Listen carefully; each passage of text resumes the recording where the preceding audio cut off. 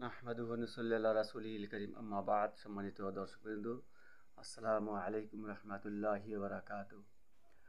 আপনারা শুনছেন সূরা বাইয়িনা অনুবাদ।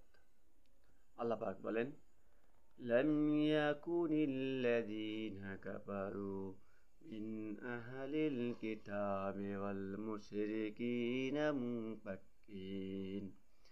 মুনফাক্কিনা হাত্তা তা'তিয়াহুমুল বাইয়িনা রাসূলুম মিনাল্লাহি ইয়াতলু সুহুফাম মুতাহহারাম ফিহা কুতুবুন কাইয়্যিমা।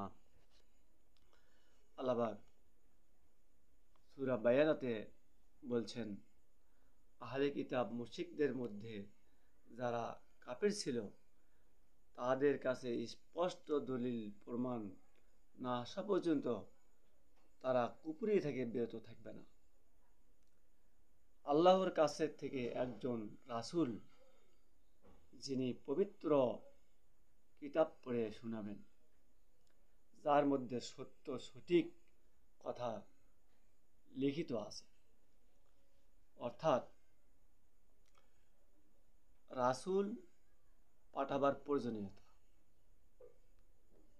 উল্লেখ করে বলা হয়েছে যে মানুষ আহলে কিতাব হোক আর মুশরিক হোক, তারা কুফরিতে লিপ্ত হয়েছে। এই কুফরি থেকে তাদের বিরত রাখতে হলে একজন রাসূল পাঠানোর প্রয়োজন। অথচ ইতিপূর্বে তাদের কাছে কিতাব দেওয়া হয়েছে, কিন্তু সেই কিতাবের তারা আসল আদর্শ, আল্লাহর আদর্শ তারা হারিয়ে ফেলেছে। ফলে তারা দিশেহারা।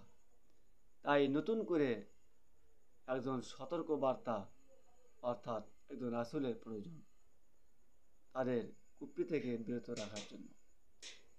এটাই বোঝানো হয়েছে। আশা করি বুঝতে পেরেছি।